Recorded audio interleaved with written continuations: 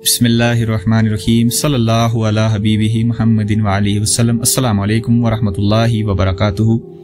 सालिक का सबसे पहला कदम यकसोई।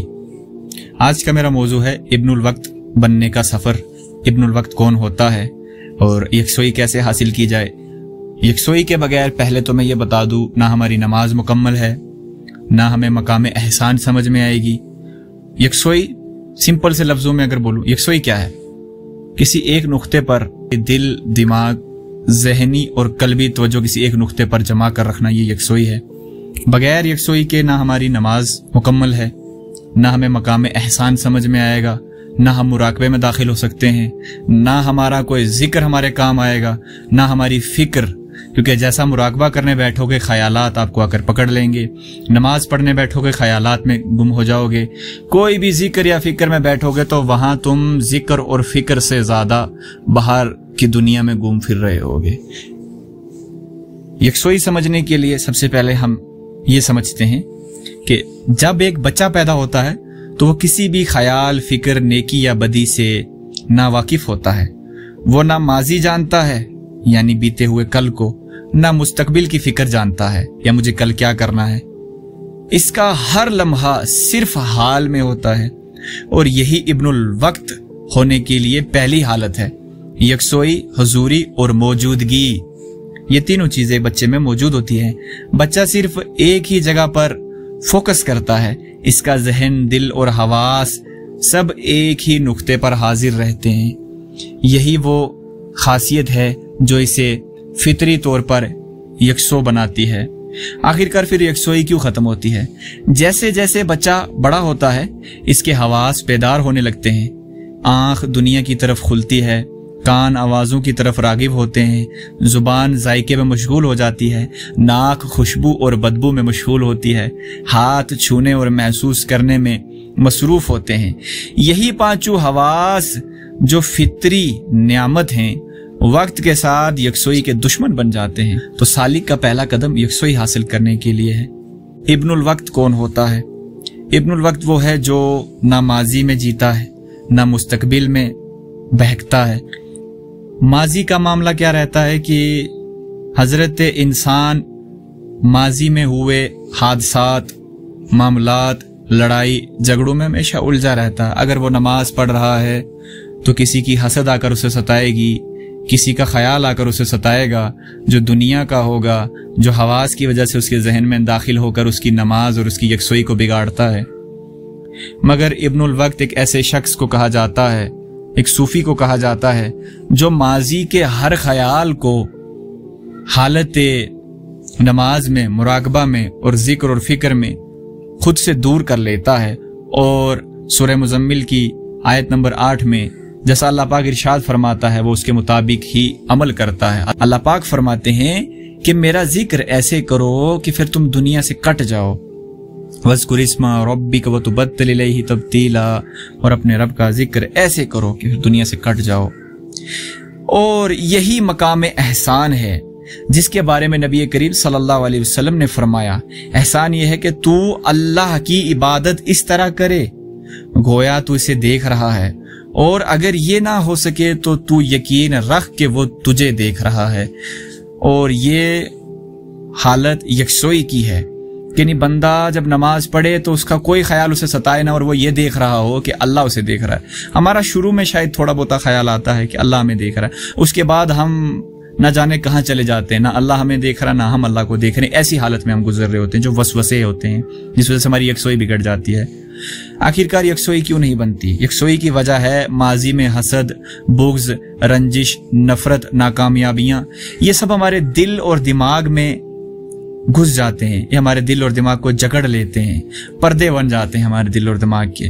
तो जैसा हम फिर किसी अच्छे अमल की तरफ चलते हैं तो ये पर्दे जो हैं हमें तंग करते हैं, अब बाहर नहीं जाने देते, दीवार खड़ी हो जाती है सामने। जब सालिक आगे बढ़ना चाहता है तो यही पुरानी यादें ख्यालात की शक्ल में इसके सामने आ जाती हैं। तो जब एक सालिक, एक जाकिर, एक आमिल आगे बढ़ना चाहता है तो यही पुरानी यादें ख्यालात की शक्ल में इसके सामने आ जाती हैं और वो यकसोई से बिछड़ जाता है। दूसरी वजह जो है वो है मुस्तकबिल की ख्वाहिशात व खदशात। आज के दौर में सबसे ज्यादा मसला है آنے والے کل کی. ماں باپ کو بچوں کی فکر ہے، میرا بچہ کیا کرے گا، بچوں کو فکر ہے میں کل کیا کماؤں گا، کیا کھاؤں گا.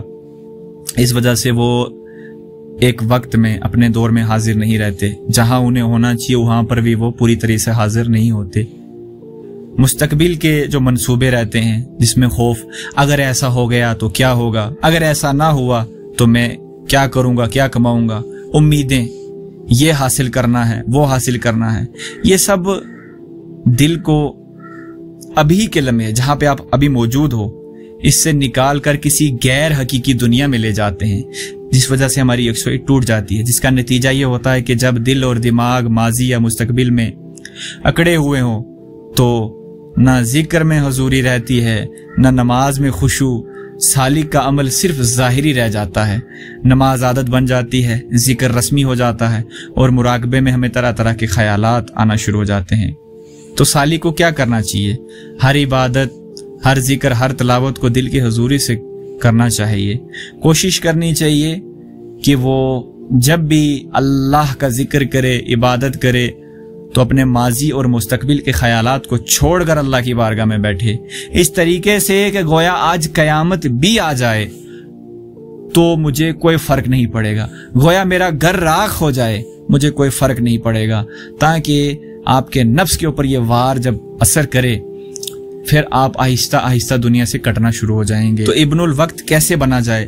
ابن الوقت بننے کے لیے ہمیں ہماری نفس کی خواہشات جو کہ وسوسے کی صورت میں ہمارے سامنے آتی ہیں ان پردوں کو ہٹانا ہوگا. پردہ ظلمانی جو گناہوں کی وجہ سے ہمارے ذہن میں نے یہ گناہ کیا تھا، ماضی میں یہ کیا، حالانکہ توبہ کر چکے ہوتے ہیں، اللہ معاف کر چکا ہوتا ہے، فرشتے بھی اس کو مٹا چکے ہوتے ہیں، اس کے باوجود ہمارے اندر مایوسی اور ناخوشی کا جو یہ عناصر ہے یہ آتا ہے، جس وجہ سے یہ پردہ ظلمانی ہم پر اثر انداز ہوتا ہے اور ہمیں طرح طرح کے وسوسوں میں کھینچ لیتا ہے. اور اس کے علاوہ شیطانی وسوسے، اتنے عجیب اور گندے خیالات کے جن کے بارے میں آپ سوچ بھی نہیں سکتے. پھر لاشعوری جذبات کہ جن کا کوئی ہماری زندگی سے تعلق ہی نہیں ہے، ویسے جذبات بنا کر بیٹھنا. پھر ذہن کے الگ الگ خیالات، ایک ذہنی دنیا، ایسا ہونا چاہیے، ویسا ہونا چاہیے. جب بندہ ان سب سے آزاد ہوتا ہے تب وہ حقیقتاً ذکر میں غرق ہوتا ہے. تب اس کا دل، اس کا دماغ، اس کی روح اللہ کی یاد میں یکجان ہو جاتی ہے. تو پھر جب وہ نماز میں تکبیر تحریمہ پڑھتا ہے، کرتا اللہ اکبر، تو اسی وقت وہ ابن الوقت بن جاتا ہے. یعنی وہ اس وقت حالت معراج میں آ جاتا ہے، اللہ کی قرب کی طرف سفر اس کا شروع ہو جاتا ہے. کیونکہ جب اس کی یکسوئی مکمل اللہ کے نور، اللہ کی صفات پر اور اللہ کی ذات پر ہوگی کہ اللہ مجھے دیکھ رہا ہے، میں اللہ کو دیکھ رہا ہوں، تب اس کی جو معراج ہے شروع ہو جائے گی. جب بندہ مقام احسان پر پھر پہنچتا ہے تو اس کا ذکر کمال بن جاتا ہے، اس کی فکر کمال ہو جاتی ہے، اور اس کی یکسوئی اسے ابن الوقت بنا دیتی ہے. ابن الوقت وہی ہے جو ہر لمحے اللہ کی نگاہ میں جیتا ہے، یعنی اللہ مجھے دیکھ رہا ہے، صرف نماز کی حالت میں نہیں، وہ ہر وقت ویسی حالت میں رہتا ہے. اور یہی زندہ دل کا مقام ہے. یکسوئی کے بارے میں بتاؤں تو یکسوئی کا مقام محبت سے ابتدا ہوتا ہے. یاد رہے، جب ایک سالک، ایک مرید اپنے پیر کو ہر وقت تصور میں رکھتا ہے، ایک وقت ایسا آتا ہے کہ اس کی پیر کی صورت ہر جگہ نظر آنا شروع ہو جاتی ہے. یہ مقام یکسوئی کا ہوتا ہے کہ اس کو اپنے پیر سے محبت ہو چکی ہوتی ہے ایک وجہ، اور اس محبت کی وجہ سے اس کے دل میں یکسوئی پیدا ہو جاتی ہے. محبت اور یکسوئی کا ایک بہت ہی گہرا تعلق ہے. اگر ایک شخص، ایک مرید محبت کرتا ہے تو اسے یکسوئی جلدی حاصل ہو جاتی ہے، کیونکہ محبت سب در و دیوار کو توڑ دیتی ہے، ہر خدشات کو، ہر خواہشات کو ختم کر دیتی ہے، سوائے محبوب کے وصل کی یاد کے، تلاش کے. اللہ کی یاد اور اس کے محبوب کی یاد کے باقی سب چیزوں کی دیواروں کو توڑ کر مرید کو یکسو کر دیتی ہے. جیسا کہ ایک مرتبہ مجنو کسی ریگستان سے گزر رہا تھا اور ایک نمازی نماز ادا کر رہا تھا، تو مجنو لیلا کی یاد میں یکسو تھا، اسے خبر ہی نہیں تھی کہ وہ کیا کر رہا ہے، کہاں سے گزر رہا ہے، اور اس قدر یکسو تھا، اس قدر محبت میں گم تھا کہ اسے اتنی خبر ہی نہ رہی کہ میں کہاں سے گزر رہا ہوں. تو جب ایسا معاملہ ہوا تو اس نمازی نے فوراً نماز توڑ کر اسے کہا اے ملعون تجھے خبر نہیں تو کیا کرتا ہے، تو نے میری نماز توڑ دی۔ تو مجنو نے معافی مانگتے ہوئے کہا کہ میں معذرت خواہ ہوں، مجھ سے خطا ہو گئی، میں جس سے محبت کرتا ہوں میں اس کے خیال میں یکسو ہو گیا تھا، یعنی اس کے سوا مجھے کسی اور کا خیال نہیں تھا۔